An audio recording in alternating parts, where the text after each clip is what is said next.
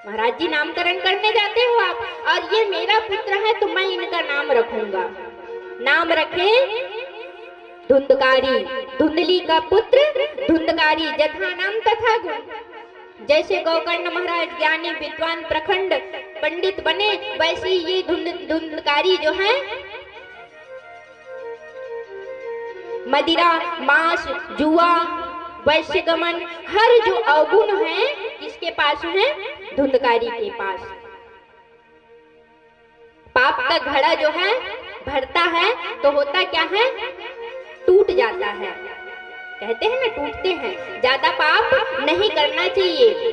समय को देखते हुए कथा संक्षेप में बताया जा रहा है, क्योंकि हमें परीक्षित महाराज जी का भी जन्म कराना है ना। तो कहें कि जो पाप करते हैं उनका जो है कर्म को स्वयं भोगना पड़ता है। जैसे 1000 गाय के बीच में बछड़ा को छोड़ दिया जाए तो वो अपने माँ को पहचान लेता है, वैसी जो है कर्म हम करेंगे तो कर्म कर्ता को पहचान लेता है कि हम कौन से कर्म करे हैं।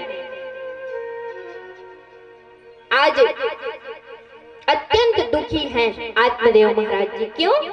क्योंकि जो एक बालक है गोकर्ण महाराज, वो ज्ञानी विद्वान, माता पिता को मानने वाले, गुरु गोविंद को मानने वाले, और जो स्वयं का पुत्र है धुंधकारी, वो कैसा है? अधर्मी है, पापी है। क्यों पापी है? क्यों पापी है? वो उनकी किस्मत का पुत्र है क्या? उनके भाग्य में था? ब्राह्मण देवता पहले ही बताए हैं कि एक जन्म नहीं, पिछले 7 जन्म में आपको संतान की सुख की प्राप्ति नहीं होगी। और वैसे हम लोग भी करते हैं, भोलेनाथ का व्रत रख रहे हैं, गुरुवार का व्रत रख रहे हैं, और क्या चाहिए? जो हमारे भाग्य में नहीं है वो चीज हम प्राप्त करना चाहते हैं। हमारे भाग्य में पुत्र नहीं है तो पुत्र प्राप्त करना चाहते हैं, पुत्री नहीं है तो पुत्री प्राप्त करना चाहते हैं। और भाग्य से ज्यादा कभी मिलता नहीं है, समय से पहले और भाग्य से ज्यादा मिलता नहीं है। और अगर हम प्रयास करें भी तो उनका फल जो है अच्छा नहीं होता। मैया आज आत्मदेव महाराज जी सोच रहे हैं कि काश मैं संतान के बारे में किसी को नहीं कहा होता, मैं गुरु गोविंद को नहीं बोला होता। गोकर्ण महाराज जी कहते हैं कि उस समय भी आप मरने जा रहे थे और आज भी आपके मन में मरने का विचार है। जब पुत्र हर गली, हर मोहल्ला, हर गांव में बदनाम हो जाता है तो वो पिता से जाकर पूछिए, वो माता से जाकर पूछिए कि उनके आत्मा को कैसे ठेस जो है पहुंचते हैं। और वो बालक या बालिका ये बिल्कुल नहीं सोचेंगे कि हमारे माता पिता को कष्ट होगा। और कहीं ना कहीं बात आता है संस्कार में, आता है संस्कार। यहाँ किसका गलत मिला? धुंधकारी को, धुंधली का, माँ का। बिगाड़ने वाली माँ होती है और बनाने वाली भी माँ होती है। पहला गुरु माँ को कहा गया है, और पहला गुरु माँ जब है तो आत्मदेव महाराज जी तो नहीं, कोई नहीं चाहेगा कि मेरा संतान, मेरा पुत्र, मेरी पुत्री जो है कुमार्ग पर जाए, गलत व्यवहार आचरण सीखे। लेकिन संगत का असर होता है, संगत का असर आज हुआ। आत्मदेव महाराज जी पुनः मृत्यु को प्राप्त होने जा रहे हैं तो गोकर्ण महाराज जी कहते हैं कि देखो पिताजी, आप आत्महत्या मत कीजिए, भगवान का भजन कीजिए, हरि कीर्तन कीजिए, इतना बड़ा जो है दुनिया है, जाइए यात्रा कीजिए। पिताजी निकल गए यात्रा में। अब इधर गोकर्ण महाराज जी भी चले गए तीर्थ यात्रा में। अब कौन बची? बिगाड़ने वाली माँ। और जब माँ बची तो आज धुंधकारी जो है मार रही है, पीट रहे हैं किसको? माँ को, कि मुझे धन ला के दो। क्यों? मदिरा का पान करना है, ताश खेलना है, जुआ खेलना है, वैश्य गमन करना है। और ये सब चीज होता किससे है? पैसा का ही खेल है ना। शराब किससे पीते हैं? कोनो में तरिया में इतनी भर आए नहीं, तरिया में रखेगा। अब इतिक मन का जान आप मन बताओ, तरिया में नहीं रहे हर अनल, ये जानते नहीं जाने ना? तो कहे कि हर गलत कार्य के लिए पैसा लगता है। मदिरा पान के लिए पैसा लगेगा, ताश खेलोगे पैसा लगेगा, जुआ खेलोगे पैसा लगेगा, वैश्य गमन करोगे पैसा ही लगेगा। और जब तक पैसा है तब तक आनंद है, और जिस दिन आपके हाथ में पैसा नहीं रहा ना, उस दिन आप अपने पत्नी, पुत्र, परिवार को जो है, माता पिता को तकलीफ दोगे। आज मारने लगे हैं कौन? धुंधकारी, दुष्ट धुंधकारी माँ को मार रहे हैं, पीट रहे हैं। और मार एक दिन ऐसे मारते मारते जो है उनका जो है जान ही ले लिए। कहा पैसा नहीं है तो मरना अच्छा है।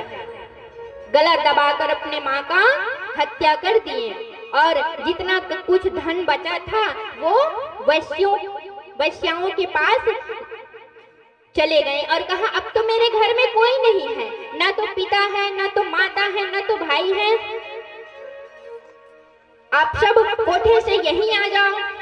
एक दिन हुआ क्या, धन चोरी किए, किसके यहाँ से? राजा के यहाँ से बहुत सा धन इकट्ठा चोरी करके लाए। और जब वैश्या देखती है कि उनको तो धन चाहिए है ना, और धन चाहिए तो इतना धन लाया है, पूरे गली गली में राजा के सिपाही घूम रहे हैं। क्यों घूम रहे हैं?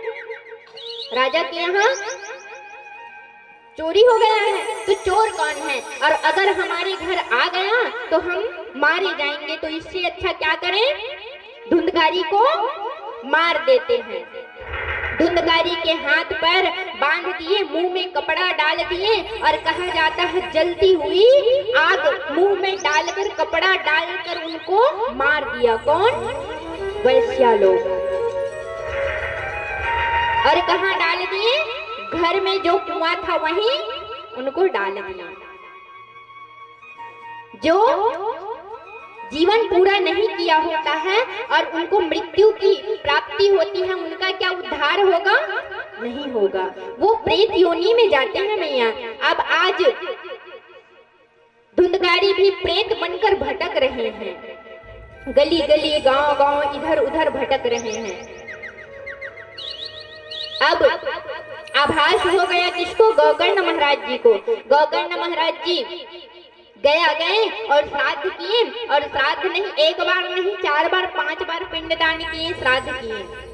अब आए एक दिन गांव में, और आकर जैसे रात्रि में शयन किए हुए हैं, तो देखते हैं न तो भाई है, न तो माँ है, न पुत्र है, पता चला सब जो है मृत्यु को प्राप्त हो गए हैं। कहा शांति पूजा पाठ तो करा दिया हूँ, चलो कोई दिक्कत नहीं है। रात में जैसे ही अर्धरात्रि में सोए तो अजीब अजीब आहट सुनाई दी। किनको? गौकर्ण महाराज को।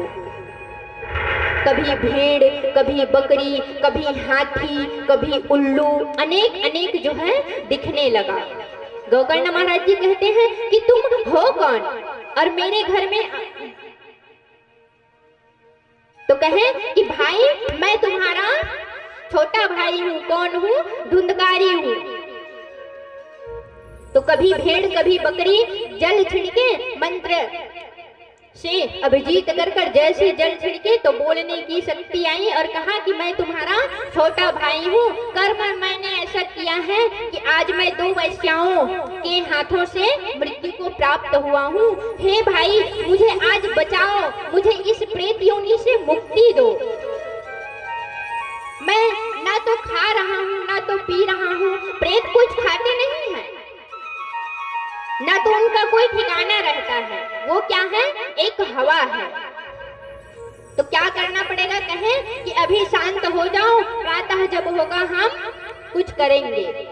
गौकर्ण महाराज जी सुबह गए और गुरु जी के पास जाकर, ऋषियों के पास जाकर कहते क्या हैं कि मेरे भाई के मोक्ष के लिए कोई उपाय बताओ। सनकादिक ऋषि के पास जाते हैं और सनकादिक ऋषि को कहते हैं कि सनकादिक ऋषि के उपदेश से कहे गौकर्ण महाराज आप तो सर्वश्रेष्ठ ज्ञानी हो, और उनका उद्धार क्यों नहीं हुआ बताइए?